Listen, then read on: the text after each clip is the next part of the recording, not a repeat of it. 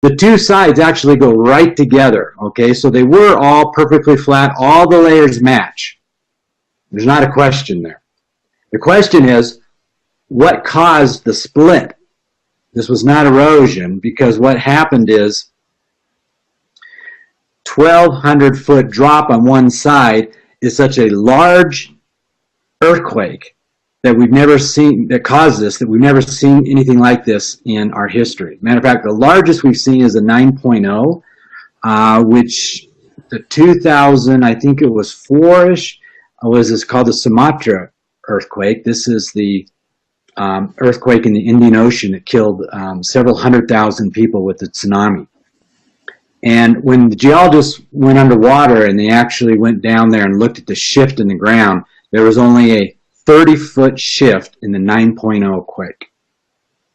And that's, which caused all the water to surge and to kill all the people that lived on the shore.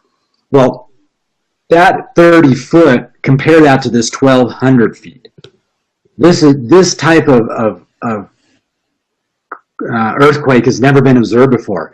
And what geologists don't talk about very often is the earthquake goes right through the canyon.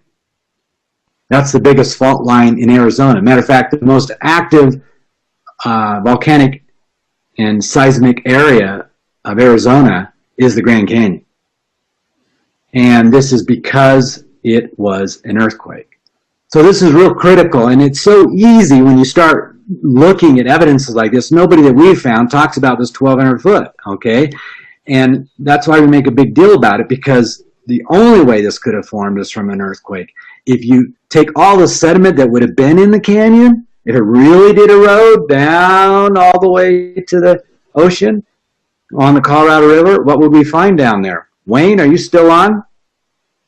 Okay. Well, Wayne, so obviously, can you tell me if all of the sediment that was in this canyon really did, if it was really eroded, wouldn't we have to find it down the river and farther down in the Gulf where it all ended up?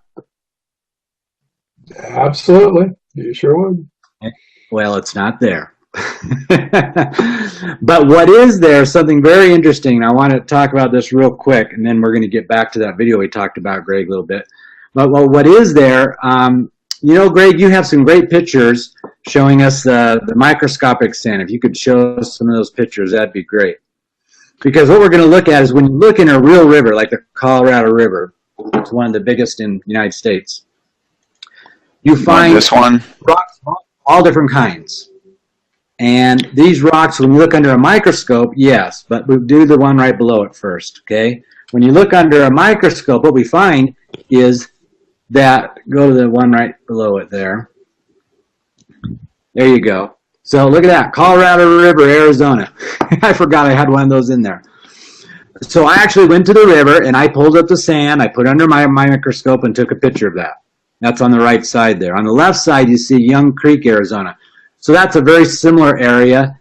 It was an actual creek going, and I went through and gathered it, and that's very, very typical, okay?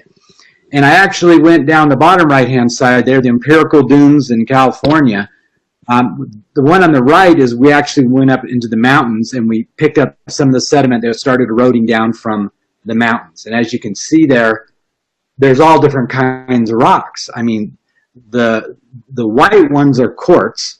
Okay, they're pure quartz. But then you got typically the black ones. If you look in the Imperial Dunes on the left from California in the bottom left, those black ones are mostly magnetite. Now, that's the type of mineral you get when you take a magnet and you run it through your sand, right?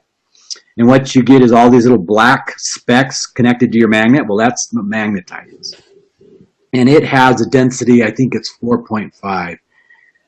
But your quartz there is only 2.65. So magnetite is twice as thick, okay? And so we should have, if this was from erosion like the Colorado River there, see there's green rocks and orange rocks, all those